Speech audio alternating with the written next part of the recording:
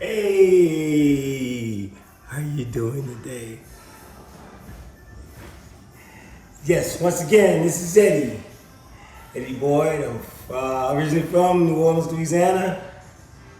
I now live in Clayton County, Georgia, and I've been doing this, I guess, for the purpose of YouTube.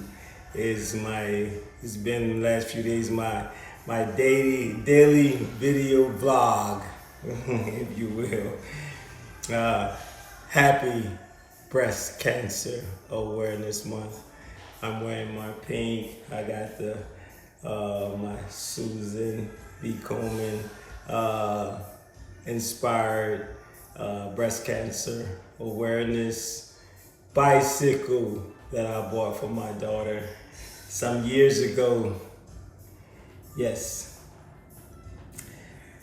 And thinking about breast cancer awareness, the whole purpose of awareness is to save lives. Because if you catch cancer early enough, you can save a life. Well,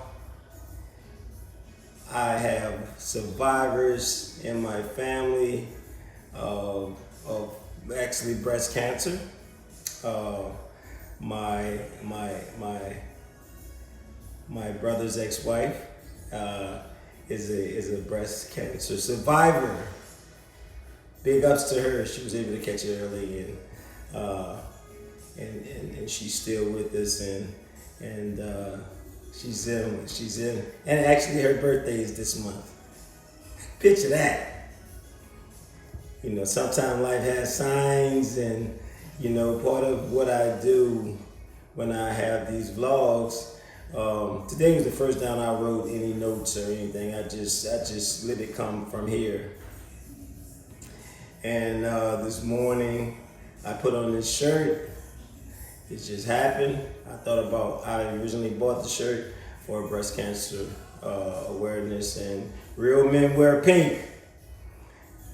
And it made me reflect. I said to myself, Eddie, what are you going to talk about today? Because, you know, a lot of this is consistency. And you have to say something to capture your audience and to, like I always say, affect change. You can't just be a one and done and give up. This has been a fight. You know, everybody don't agree with maybe sometimes my tone or where I'm coming from or the fact that I'm being vulnerable. But hey, I made a decision that I'm laying my cards all on the table. Speaking of, I'm trying not to use names as little as possible for the privacy of the individuals, but if it's dealing with my story is my story, and people are the characters in my story.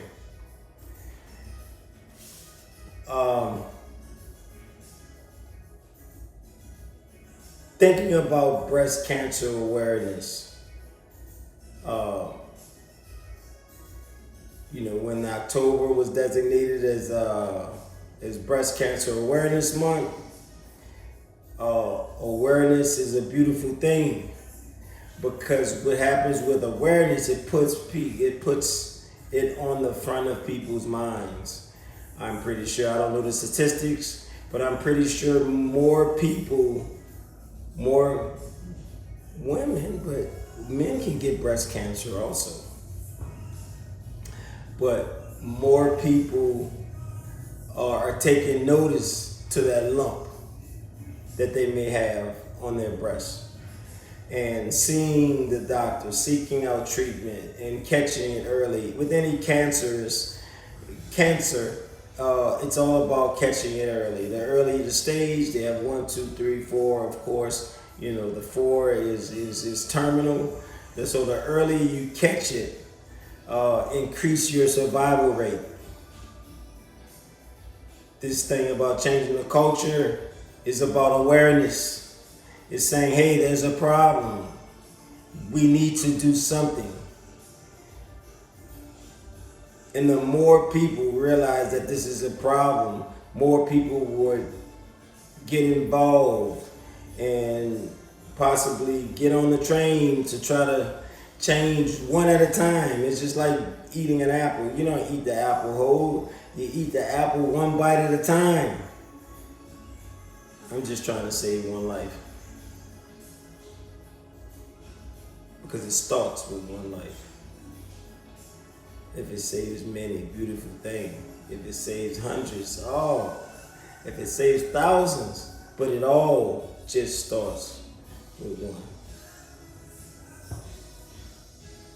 You know, like I said in my first video, that I'm a father of many. You know, it doesn't matter, you know, how I became the father of the children I consider my children. It doesn't matter, they're my children. They call me dad. I love them, and that's all that matters. You know,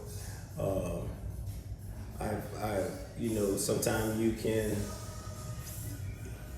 effect change in someone's life, and you forget about it. You literally forget about it. Because if it's in you. You're not looking for pats on the back. You're not looking for accolades. If you're doing it from a pure heart, it's just who you are. I sold cars for many years, and I was pretty much a young salesman, became a young sales manager, and because I was afforded an opportunity, I was a young father. I had 2 kids before I was good hot 19, you know, and so I knew that I had to provide. I need to do this, that, and the other, and I realized in my neighborhood, and you know, people that not as many was offered that opportunity. They didn't see the doctors and lawyers, didn't have the Huxtables and all this type of stuff. You know, the Huxtable experience. You know, I didn't grow up in a neighborhood that had a doctor and a lawyer married together raising their kids. That just wasn't my experience. Not to say that there isn't those situations in society and in black communities. I'm pretty sure there are, you know, but in that just wasn't my experience growing up. While we're growing up, you know, we want to give our kids more than we had, you know, and sometimes we make mistakes along the way by giving our kids too much and not teaching them the real world. You know, we shelter them, and you know, then they end up, you know, being in the real world and real world situations, and they're not prepared for that, because the way the real world is not the way we raise our children in our home. And sometimes those things can be very inviting and exciting and all that stuff, because it's something new to them. And at the same time, not really realizing the consequences that come with that. Whether it's being involved with drugs or you know, some type of violence or some type of crime like theft or this and that and the other, you know, it may seem exciting initially, but then they have real world consequences. So, in the spirit of awareness, I want to bring light and awareness to a problem. And this problem is this senseless violence that's happening in our community that these kids are doing for social media likes and shares and comments, you know, and they're setting themselves up for a very difficult path in the real world. You know, we watch programs like Real Housewives of Atlanta and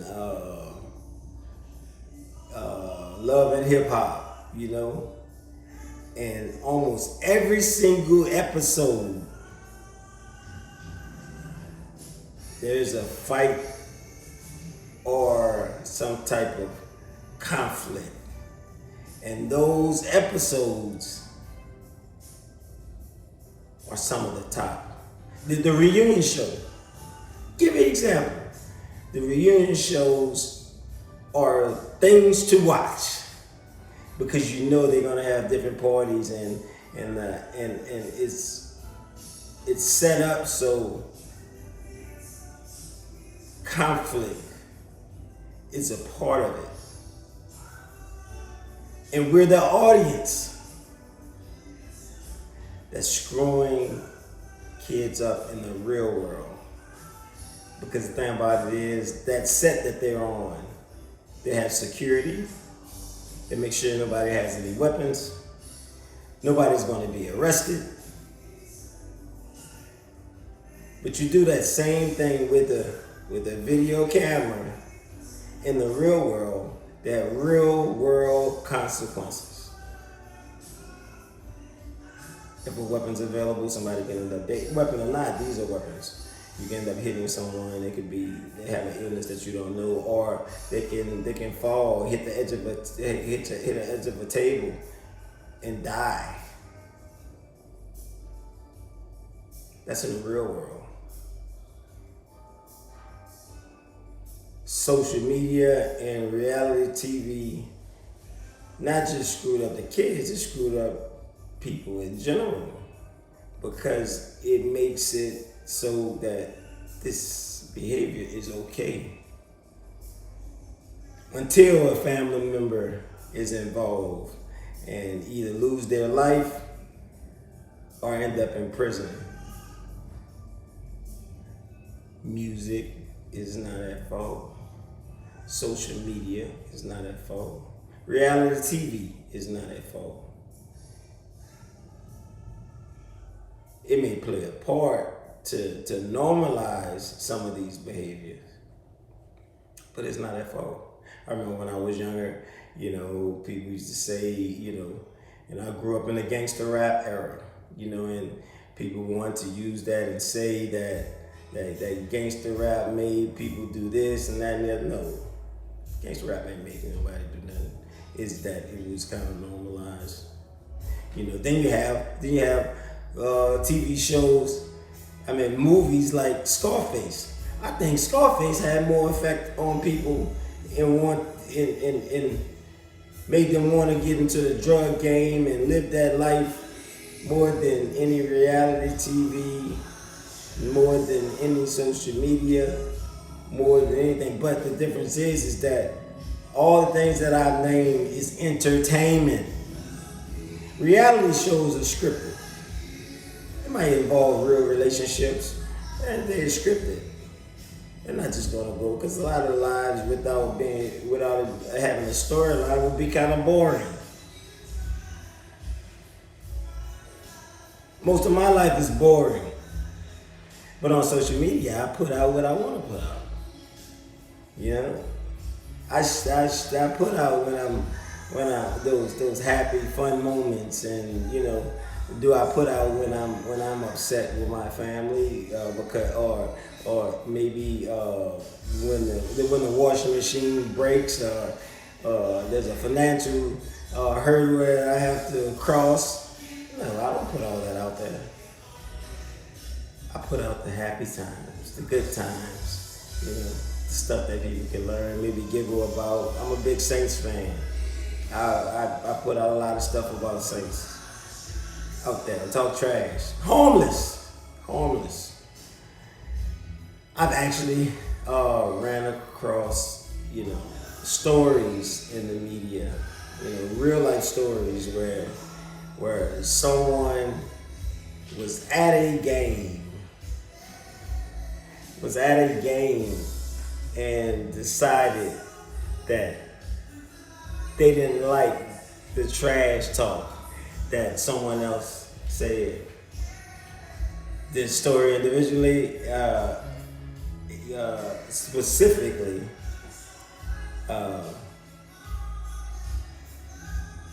two different parties that didn't know each other.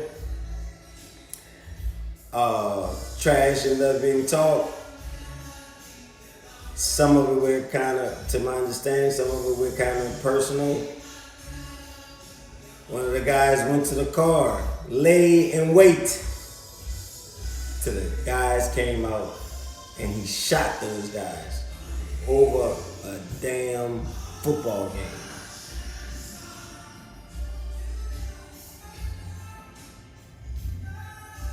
Grown adult, no excuse. He couldn't resolve that conflict.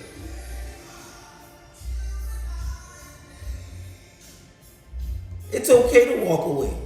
I'm not gonna lose my manhood because I'm rolling down the street and a guy decides to flip me off. I laugh and I keep it moving. I had a situation during a ride share some months ago where, you know, I have a right to have anybody in my car, you know, and if I have a right to, if the energy is not moving the way I want to move, that I can say no. The young lady couldn't accept the no. She couldn't accept that I required that her child be in a car seat and strapped in that car seat. She couldn't handle that. And so when she kept going off, I said, ma'am, I said, look, we can't continue this ride. I said, you're gonna have to go. No, you're not gonna tell me what I'm gonna do. You're gonna give me this ride. I said, no, ma'am, it don't work like that. Just like these companies have policies and procedures, I'm not gonna put myself in a situation, and I don't have to. She gets out of the car and said, that's why Lyft drivers get killed. I took offense to it. I told her, I said, you have a nice day. It's just that this ride is not gonna go in that manner. As she got out of the car, she walked to her house, sat so angry, she set her daughter down in this car seat aggressively. She walked back to the street. As I was making a U-turn in the cul-de-sac, I kept it moving. It took about 2 blocks to get out of the subdivision, and all of a sudden there was a black BMW came at me at a very fast pace as I was making a right turn. I said, what the heck's going on here? Pulled nose to nose to my car. And as I reflected, the young lady was on the phone when I was leaving her townhouse. So I simply backed up and tried to go the other way. He was getting out of the car, trying to approach my car. I'm like, hey, you gotta catch me, brother. I started rolling. As I'm leaving out, you know, there's a lot of rights, lefts, all this type of stuff. He's on my behind the whole way.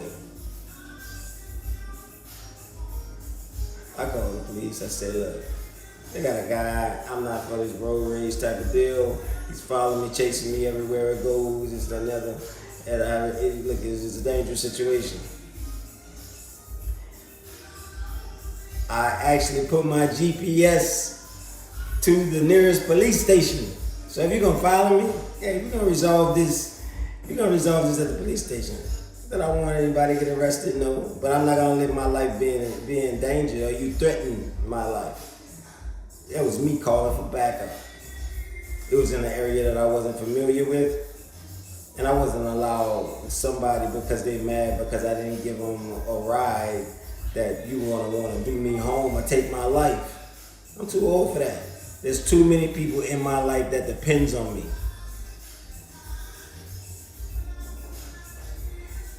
I guess he got the memo that he was being set up, because I was setting him up.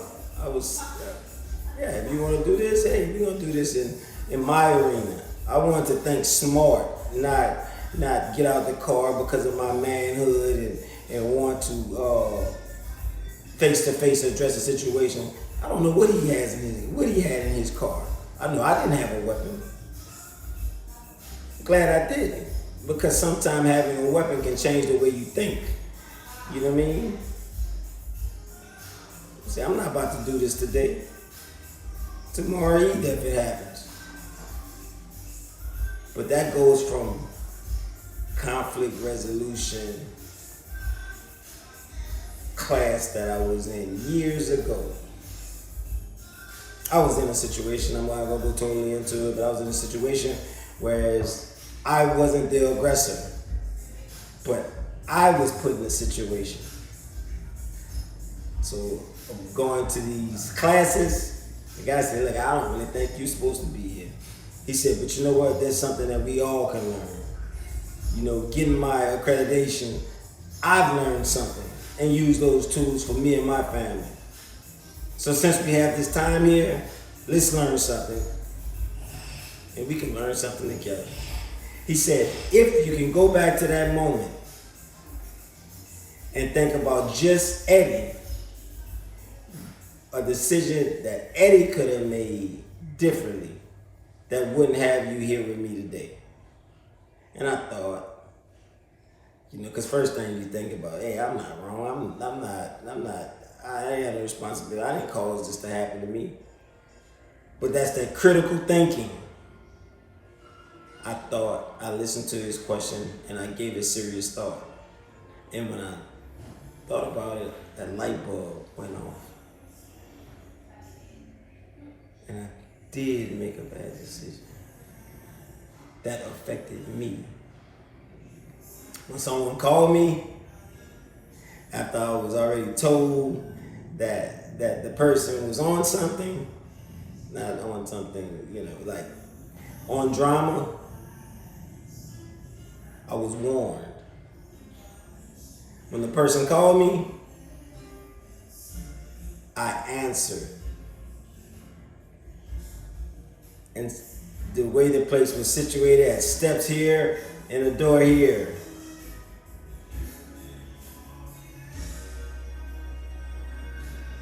I already had the warning signs. And I was actually on lunch. Instead of making the decision to go out the door, not worry about someone's feelings, I went up those steps. And Eddie was put in a situation. I ended up coming out of the situation fine. Sometimes we don't understand why things happen to us. It may need to happen to us to affect us in the future for the better.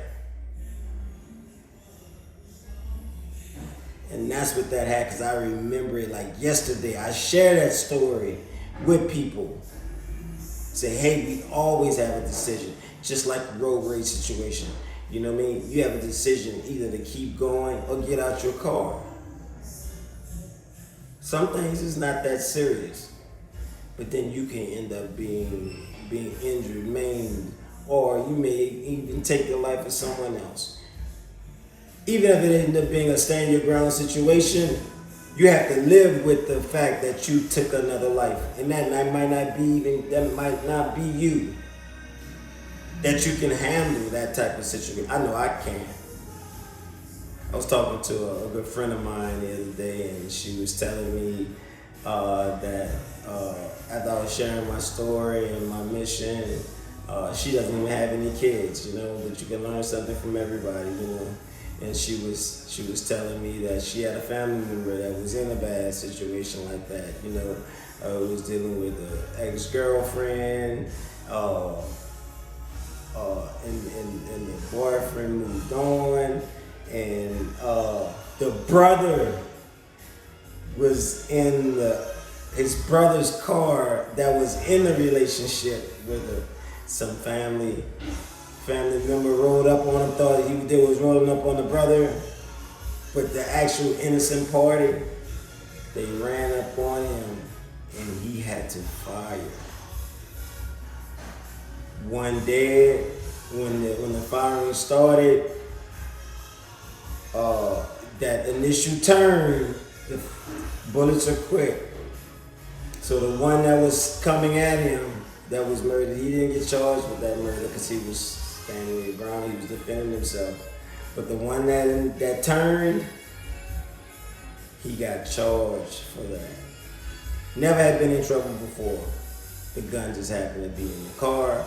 He defended himself, and he had to spend about a year in jail. Not for the murder, but for the shooting of the other person. Was that avoidable? No, I probably wasn't avoidable to the extent that he was protecting himself. But it still was a bad deal. This guy has got to live with the fact that he had to kill someone. He wasn't the aggressor. He shouldn't have been put in prison. But the system don't work like that. They want to make an example out of people. I think in that situation, it was more so that the aggressors realized that, hey, you fighting a fight that's not even yours. You're going in defense of somebody else when it's not even your fight. And then you're going at the wrong person. So you went at an innocent party. In an innocent party, you put him in a position that he had to take your life. Because they got way more than they thought they was going to get. They was going to give pain, but in actuality, they got physical pain and death. Sharing these stories because there's so many. And the more I talk to people in my community, I hear these stories when I didn't want to be vulnerable and share my story because there was some type of embarrassment because I have a son in jail and another child that was shot, but this is not something that I should be embarrassed about because once I realized that this is not just happening to me, I was me, and my family. And why is this, I was at the point, why is this happening to my family? You know what I mean? I was looking in the mirror and saying, Eddie, what you could have done better? I felt like a bad parent. When people know my situation and they tell me, oh, you're a good father, this and that in the back of my head, I'm like, you just don't know. Not to say that I'm a terrible person, but you just don't know the whole situation and what I'm going through.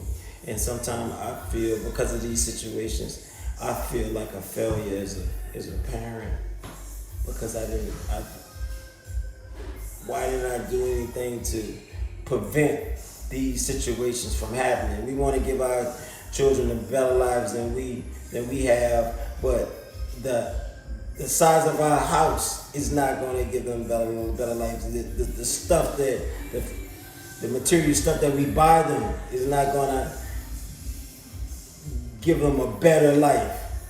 Giving them the tools that they can go through life with, that's more valuable.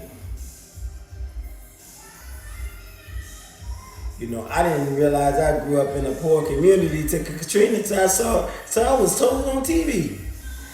Because my experience, I had a great childhood.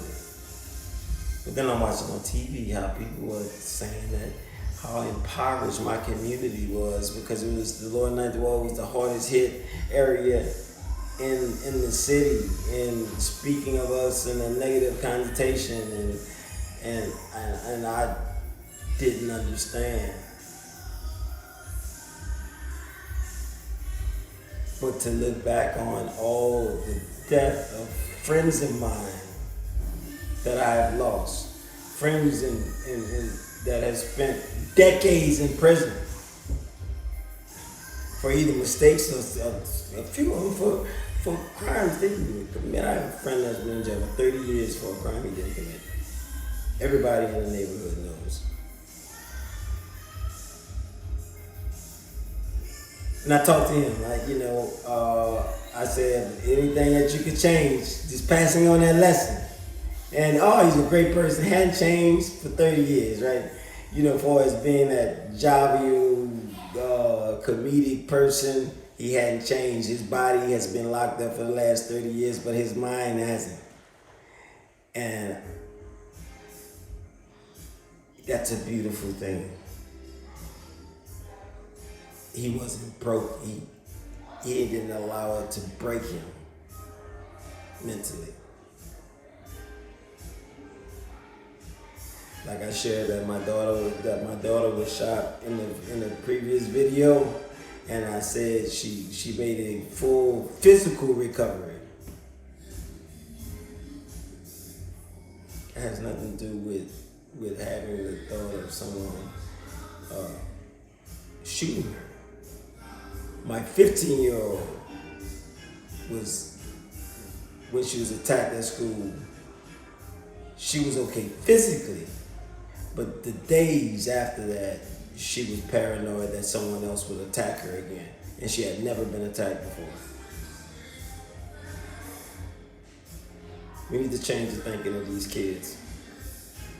We need to have some type of required conflict resolution course in our schools, or we need to bring awareness in our community. I'm tired of losing children that I've seen in the sandbox that's no longer here. I have a nephew that was murdered. I remember the day he came home from the hospital, and I remember the day we had to put him in the ground for something that was avoidable.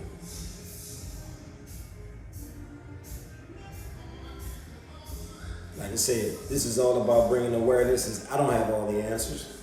It's just saying I have way too many stories to share, and I want to get to the point where there's not so many stories.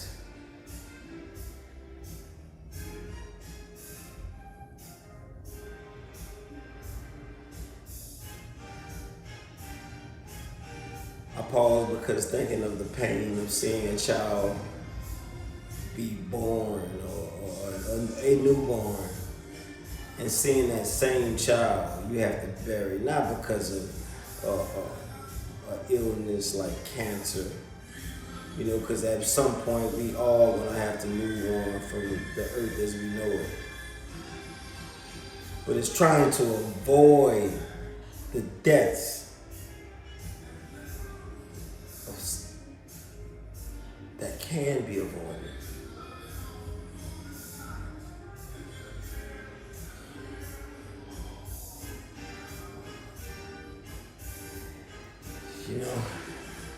If anyone can help in your school, if it's volunteering at your schools, because it just doesn't start in high school. We have to change the behavior and the thought process and train the kids when they're in elementary school to give them the tools. Even if they're not getting the tools at home, get the tools in school, and they may be able to share it with their parent. And they maybe can use those tools at home and in their neighborhood.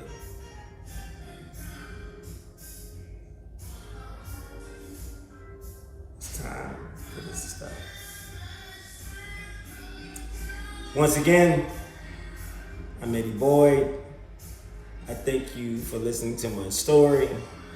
There will be more stories to come to bring awareness to this problem. That we want to stand up and fight for the lives of our children. I've never had to bury a child. I don't want to ever know that feeling, because it's not supposed to go in that. It's not supposed to be that way. A parent is not supposed to bury a child.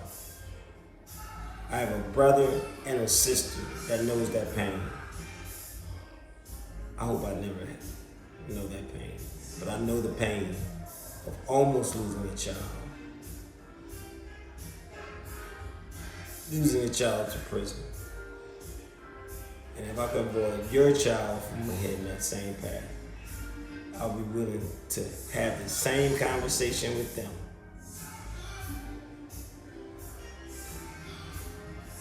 Thank you once again, and see you on the flip side. Peace.